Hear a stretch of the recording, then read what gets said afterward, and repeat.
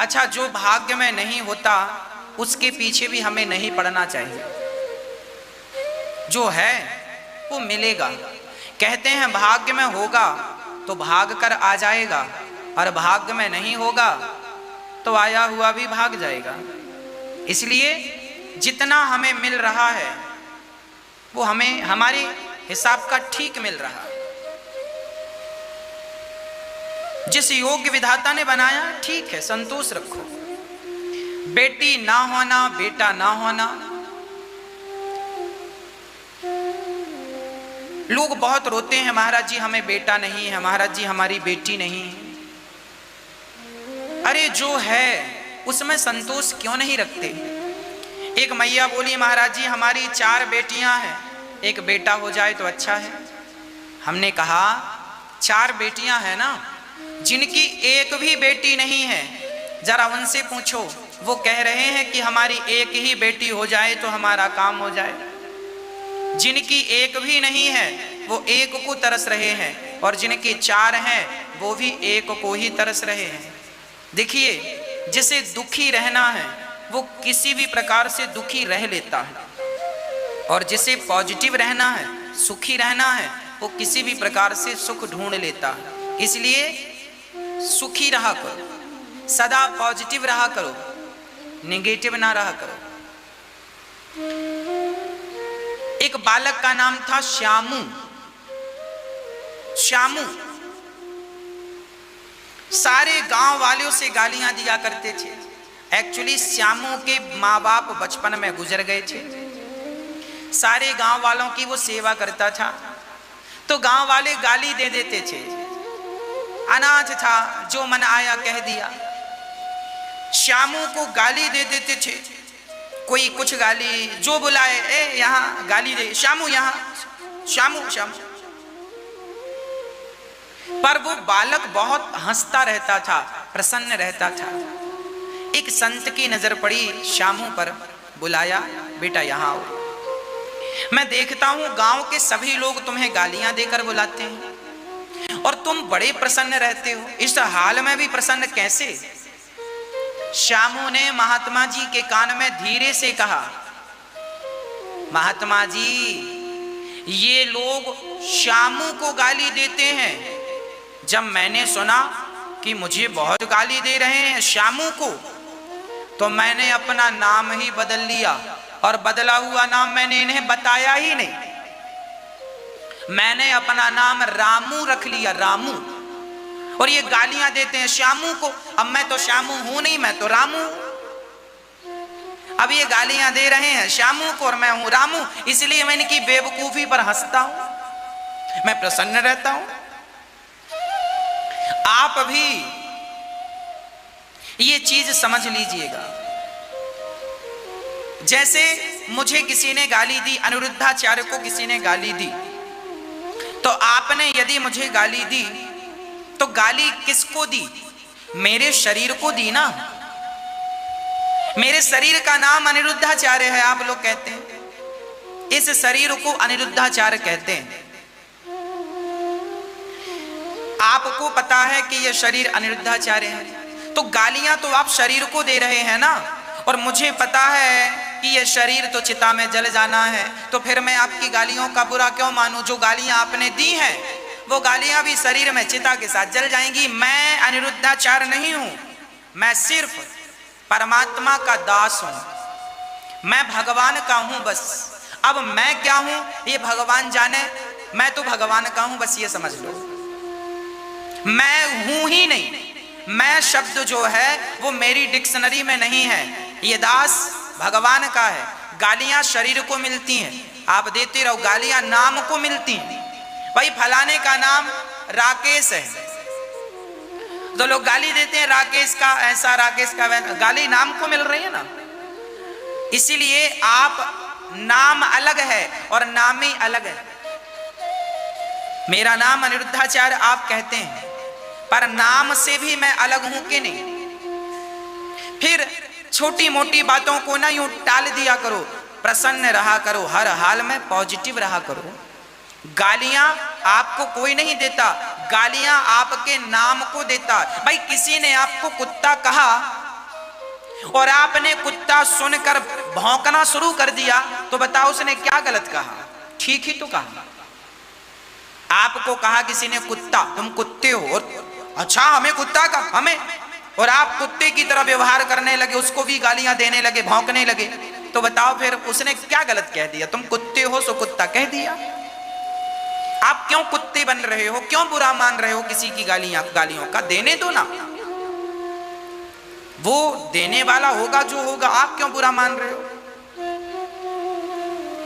आपकी अज्ञानता का यही तो परिचय है। आप बात बात में गुस्सा करते हैं, छोटी छोटी बातों को माइंड में ले लेते हैं, यही ये अज्ञानता है। ज्ञानी व्यक्ति, समझदार व्यक्ति, विवेकवान व्यक्ति कभी ऐसी हरकत नहीं करता, अनपढ़ों जैसी। नारद जी सुनो, सनकादि कह रहे हैं, नारद जी सुनो, आत्मदेव जी की कोई संतान नहीं थी। अच्छा, जिसके बच्चा ना हो ना, लोग उसे जीने नहीं देते, खास करके बूढ़ी माताएं। जिसके बेटा नहीं है, फिर देखो बूढ़ी बूढ़ी माताएं बैठकर एक ही पंचायत करती हैं, फलाने की बहू की तो बेटा नहीं है, 4 बेटियां हो गई, बेटा बेटी है कोई बेटा नहीं। अरे तुम्हारी बहू के तो बेटा है, तो तुमने कौन सा गढ़ जीत लिया? बेटा पाने से क्या है? आज जिनके बेटा हैं वो भी तो सेवा नहीं करते। 4 बेटा हैं जिन माँ के, 5 बेटा हैं जिन माँ के, 2 बेटे हैं, 1 बेटा है। ऐसी बहुत सारी माताएं, उन माओं की सेवा ये दास अनिरुद्ध करता है गौरी गोपाल वृद्धाश्रम में। जिनके अपने बच्चे हैं, अच्छे कमाते खाते हैं, पर उनकी माँ उन्हें बोझ लगती है, सेवा नहीं करते, ऐसी माताओं की सेवा ये दास अनिरुद्ध करता है। तो बेटा है और बुढ़ापे में गिलास भर पानी देंगे, इसकी क्या गारंटी है? इसलिए बेटों के लिए ना रोया करो, भगवान के लिए रोया करो।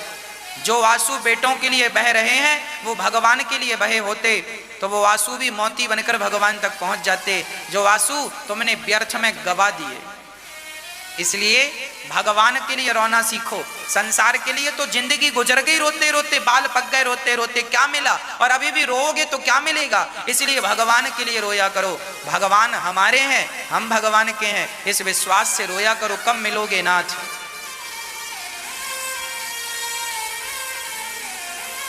प्रिय भक्तों,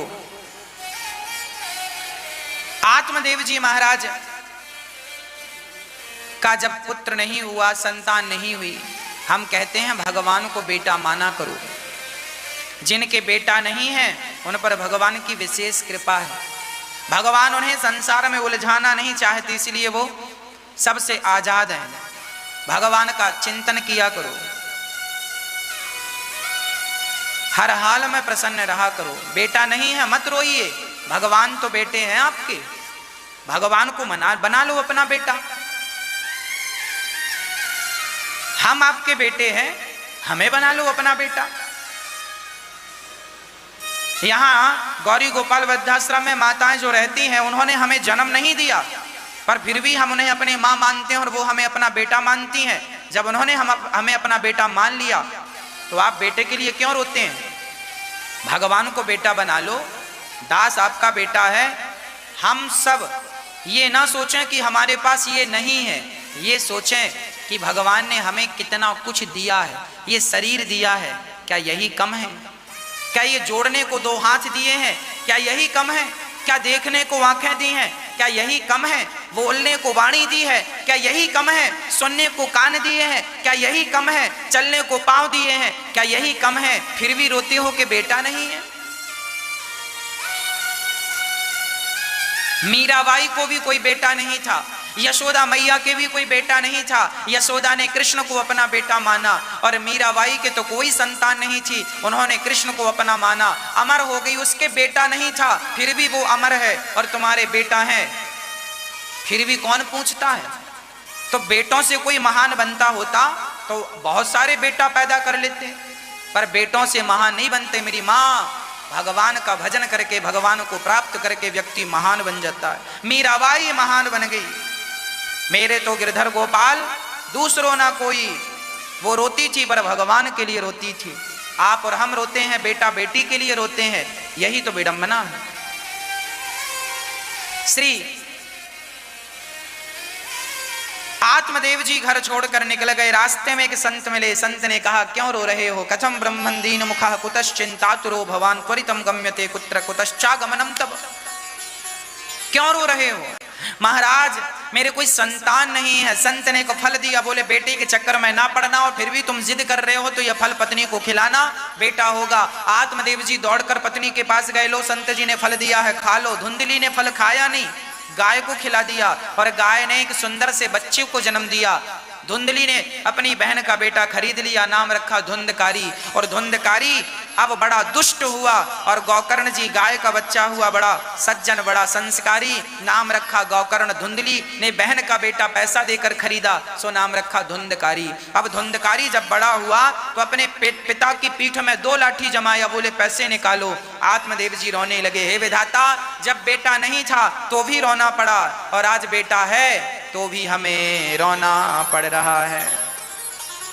क्या बताएं, इस संसार में हम सबको रोना तो देखो पड़ता ही है। अच्छा, जब हम रोते हैं तो हम दोष देते हैं किसी को।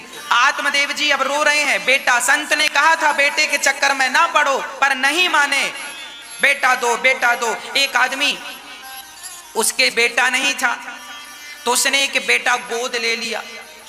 अनाथ आश्रम में जाकर एक बच्चा गोद ले आया, सारी संपत्ति उसके नाम कर दी, और सारी संपत्ति उसके नाम की। तो वही बच्चा अब अपने बाप को लाठियों से मारता है, बाहर निकालता है। बूढ़ा आदमी रोता है, बेटे ने मार दिया, बेटे ने निकाल दिया। तो हमने कहा तुम्हारा ही बेटा है? बोले ना, गोद लिया था। हमने कहा क्या जरूरत थी गोद लेने की? यदि गोद ना लिया होता तुमने बच्चे को तो क्या इतना कष्ट उठाना पड़ता? बोले नहीं। हमने कहा भगवान ने तो तुम्हें सुखी ही भेजा था, पर तुम जबरदस्ती अपनी बुद्धि लगाकर दुखी हो गए। अरे जो संपत्ति बेटे को दी वही संपत्ति दान पुण्य में लगाया होता तो आपका धन आपके साथ वहां तक जाता। बना लिया तुमने बेटा, अब रो इसके नाम पर। अब तुम्हारे दुख का जिम्मेदार कोई नहीं है, अब रोइए तुम इसके नाम पर, रोते रहो, कोई आंसू पहुंचने वाला भी नहीं मिलेगा। बिना विचारे जो करे सो पाछे पछताए, काम बिगाड़े आपनो जग में होए हंसाए। हाँ, आज आप किसका भरोसा करेंगे? खुद का जाया हुआ बेटा तो साथ देता नहीं है, भला और किसकी आप गारंटी लोगे? इसलिए आत्मदेव जी रोने लगे। तब गौकर्ण जी ने उन्हें समझाया, पिताजी मत रोइए, पिताजी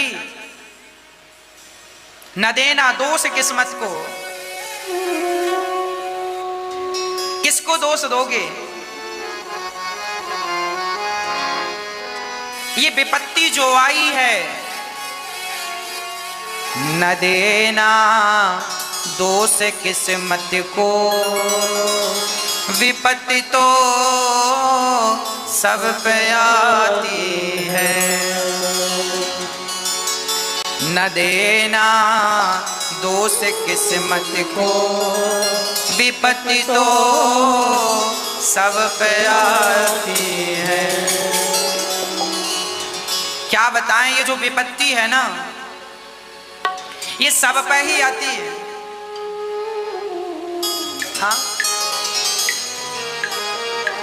ये सब पे आती है विपत्ति। किस पर नहीं आई?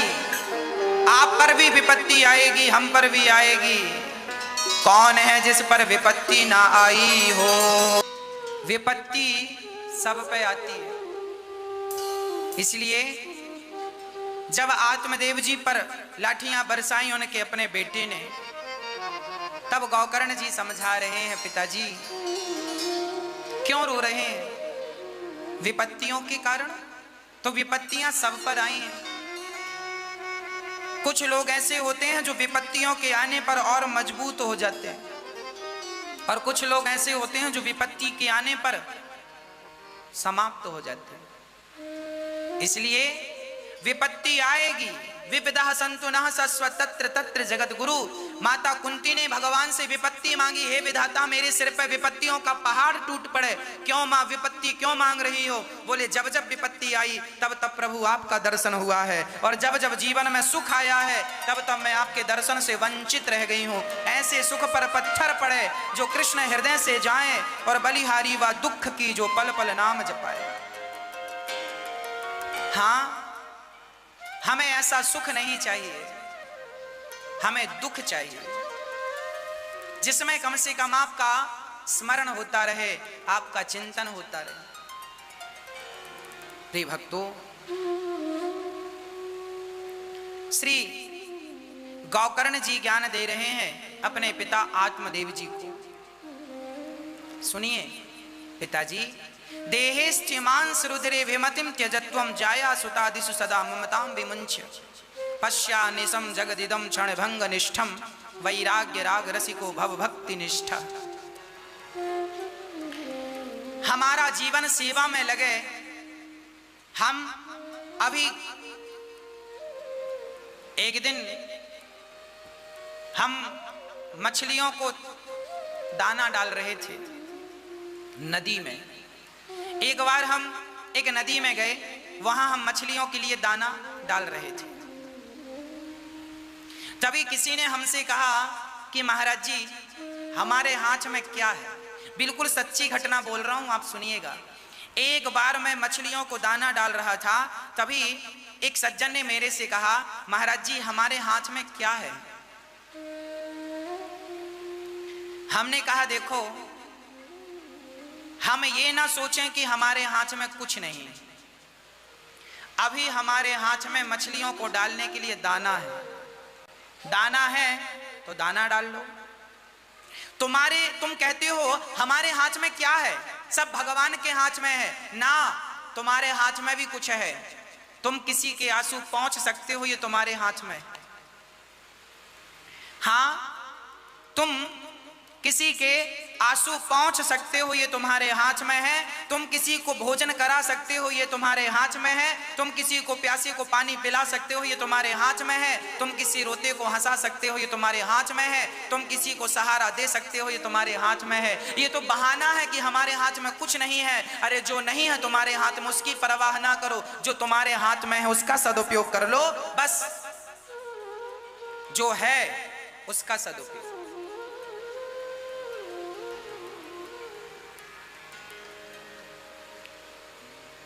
हमारे हाथ में भी बहुत कुछ होता है।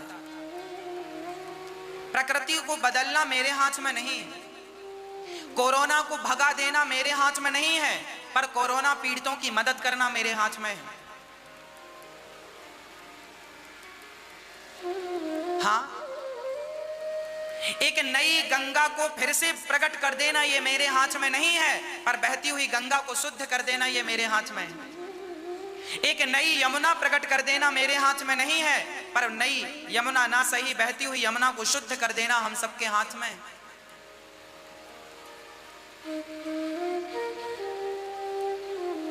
जो हमारे हाथ में है हम वो तो करें।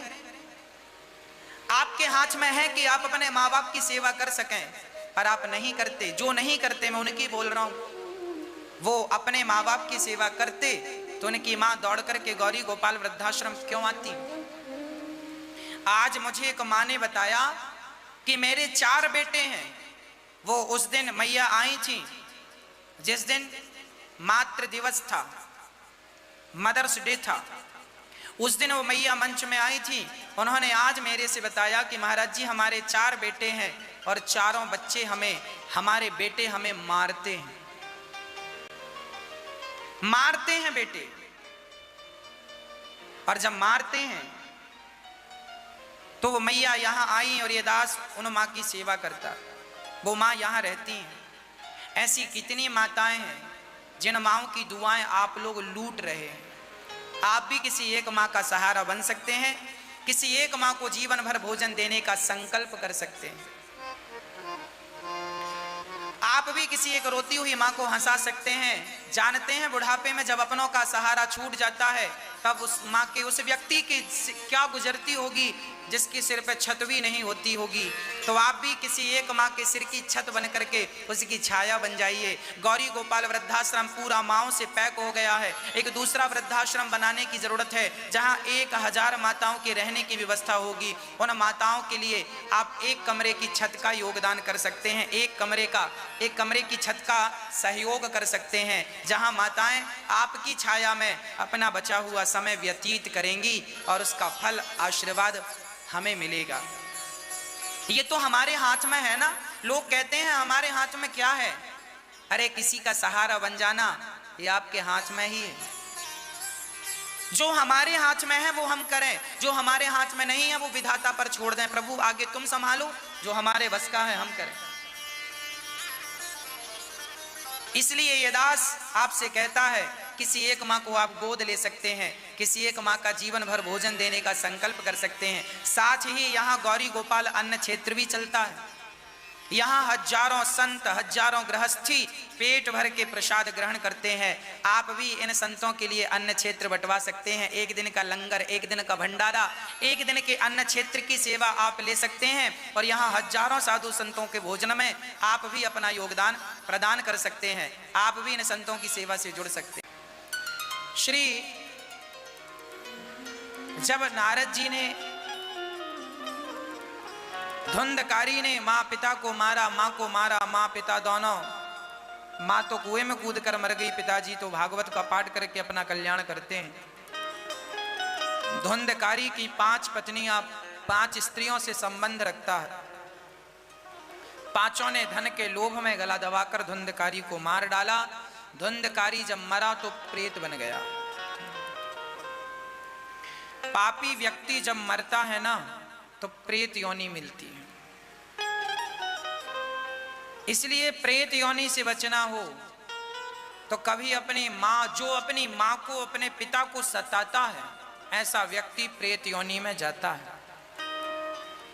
प्रेत योनि में दोनों धुंधकारी चला। गौकर्ण जी ने भागवत सुनाकर उस प्रेत योनि से धुंधकारी को मुक्त किया और प्रेत योनि से निकलकर वह भगवान के धाम चला गया। केवल कथा सुन करके, केवल भागवत सुन करके। भागवत में इतनी ताकत है कि धुंधकारी जैसा पापी भी भागवत सुनकर तर गया। प्रिय भक्तों, जब भागवत सुनकर धुंधकारी तरा तब नारद जी को समझ आ गया, स्पष्ट हो गया कि भागवत सबको तारती है। पापी से पापी गौकर्ण जी ने दूसरी बार भागवत सुनाई। सारे पशु पक्षी सब भगवान के धाम गए और जिसने कथा सुनी और गौकर्ण जी को भगवान ने हृदय से लगाकर उनको अपना धाम प्रदान किया।